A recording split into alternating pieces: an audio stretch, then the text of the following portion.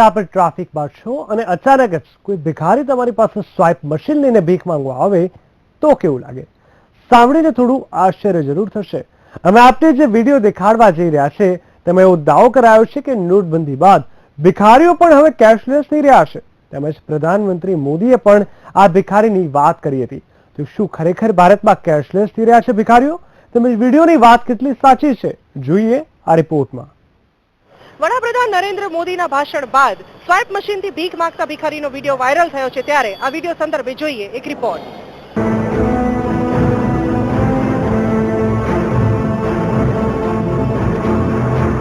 मुझे किसी ने दिखाया कि कोई भिखारी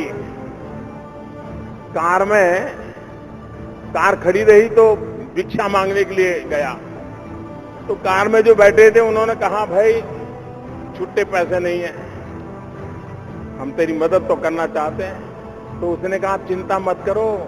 उसने अपने फटे ठेले में से पॉश मशीन निकाला, बोले डेबिट कार्ड दो मैं कर देता हूं जी.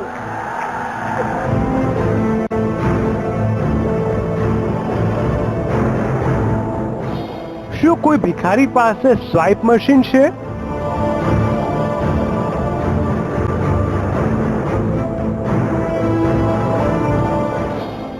શું ભારતમાં આવો કોઈ ભિખારી છે?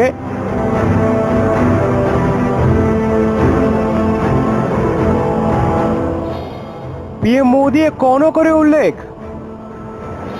શું ભિખારીઓ પણ કેશલેસ થઈ રહ્યા છે?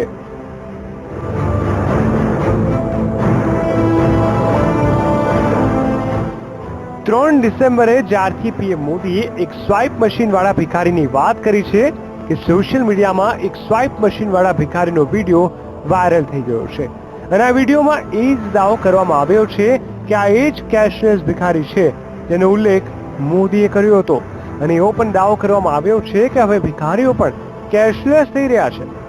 વિડીયોની આખી હકીકત તમને બતાવીશું, પરંતુ એ પહેલા આ વિડીયો પર કરીએ એક નજર.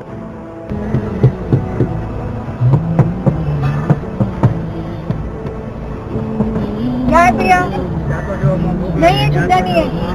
मैं छुट्टा देऊंगा माँ, भूख लगा है क्या तो खाऊंगा माँ. ओहो भैया छुट्टा नहीं है. जो मैं देऊंगा छुट्टा देऊंगा माँ. नहीं है, कार्ड है मेरे पास. कार्ड है तो कार्ड लाऊं तो मेरे पास बचे रहे सेव कर लो. दिखाओ कार्ड मशीन. हाँ दिखाता हूँ. कार्ड का मशीन है. अरे मशीन है.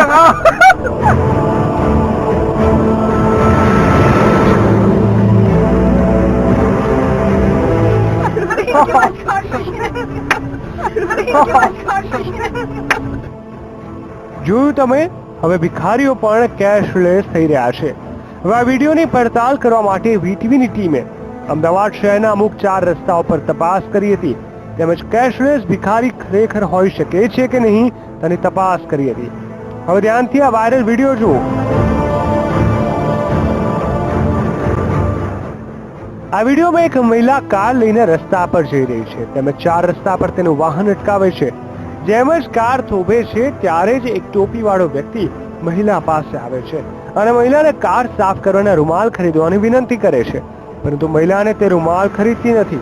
ત્યારે જ ભિખારીની એન્ટ્રી થાય છે. ભિખારીના હાથમાં એક થેલો છે, તેમજ બીજા હાથમાં પ્લાસ્ટિકનો એક ડબ્બો છે. તેમજ ભિખારી રૂપિયા માંગી રહ્યો છે, પરંતુ મહિલા પાસે છૂટા રૂપિયા હોતા નથી.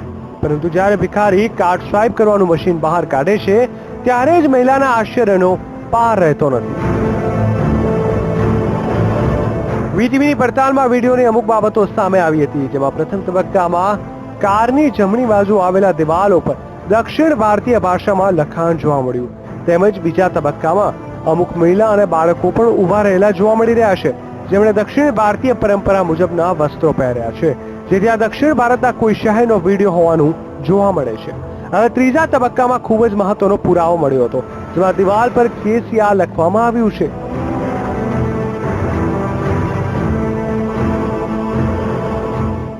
ગૂગલમાં જ્યારે કેસીઆર લખવામાં આવ્યું ત્યારે ચંદ્રશેખર રાવનું નામ બહાર આવ્યું, જેઓ તેલંગાણા રાજ્યના મુખ્યમંત્રી છે.